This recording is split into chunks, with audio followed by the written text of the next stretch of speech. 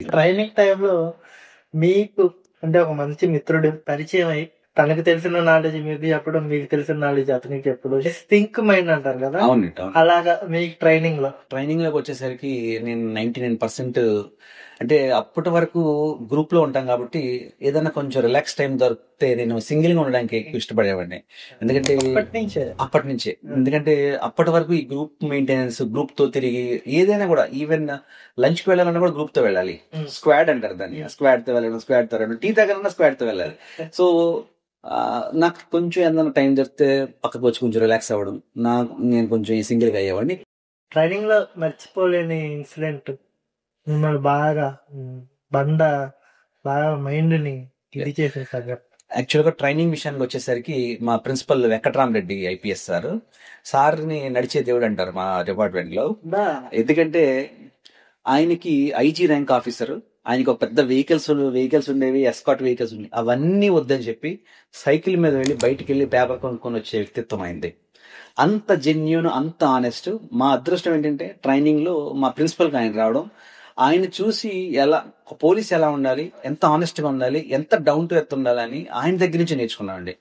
ఇప్పటికీ మీరు చూస్తే ఈ ఈ ఇంట్లో కూడా ఆయన ఫోటో ఉంటుంది. మీరు వచ్చినప్పుడు అబ్జర్వ్ చేసే ఉంటారు. సో, నాకు ఆయన చాలా చాలా ఇంపాక్ట్ ఉంది ఆయన మీద. మా ఫ్రెండ్స్ కూడా అంటుంటారు, "నువ్వు మాట్లాడుతుంటే సేమ్ వెంకటరామరెడ్డి సార్ మాట్లాడుతుంటే ఉందని." ఆయన ఇంపాక్ట్ నా మీద ఉంది. ఒకరోజు ఏం జరిగిందంటే ట్రైనింగ్ అంతా అయిపోయింది. లాస్ట్ ఒక 2 వీక్స్ ఉండగా సార్ ఎక్కువ బుక్స్ చదువుతా ఉండేవాళ్ళు. ఒకరోజు ఎస్సే రైటింగ్ పెట్టాడు సారే. ఎస్సే రైటింగ్ ఆ టాపిక్ నచ్చింది. మీకు నచ్చిన టాపిక్ ఏదైనా కూడా రాసుకుని రండి. మీ ఇష్టం.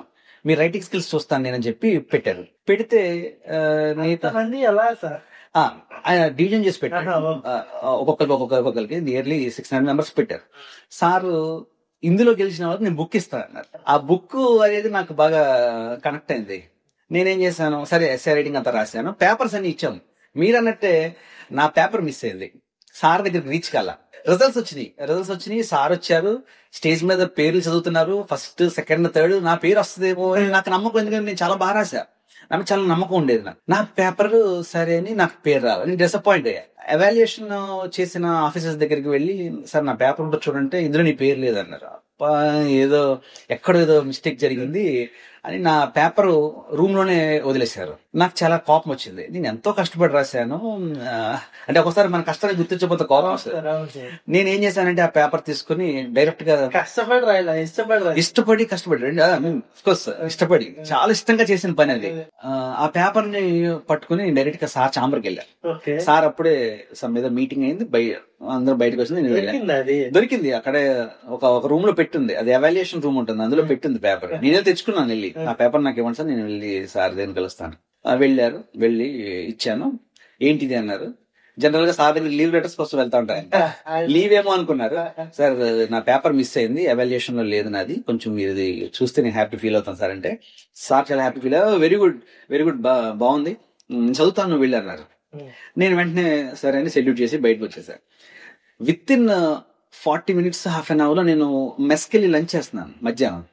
ప్రిన్సిపల్ గారు, పవన్ అంటే ఎవరు, ప్రిన్సిపల్ గారు రమ్మంటున్నారు.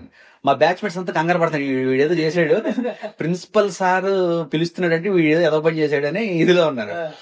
నేను సరే, నాకు తెలుసు కదా ఏం కదలే పిలిచారని వెళ్ళాను. సార్ వెంటనే రారా కూర్చో అని చెప్పి, లేదు సార్ అది లేదు కూర్చోబెట్టి, ఇది మామూలు విషయం కాదు, ఇదంతా నువ్వు ఎప్పుడు చదవవు అంటే, యాక్చువల్ నేను ఏం చేశానంటే ట్రైనింగ్ పీరియడ్ లో నేను ఒక 20 to 25 బుక్స్ చదివానండి ఆ 9 months లో. ఆ బుక్స్ అన్ని సమ్మరీ రాశా. ఆల్ కెమిస్ట్ అని ఒక బుక్, ఆ బుక్ లో నేను నేర్చుకున్నాను.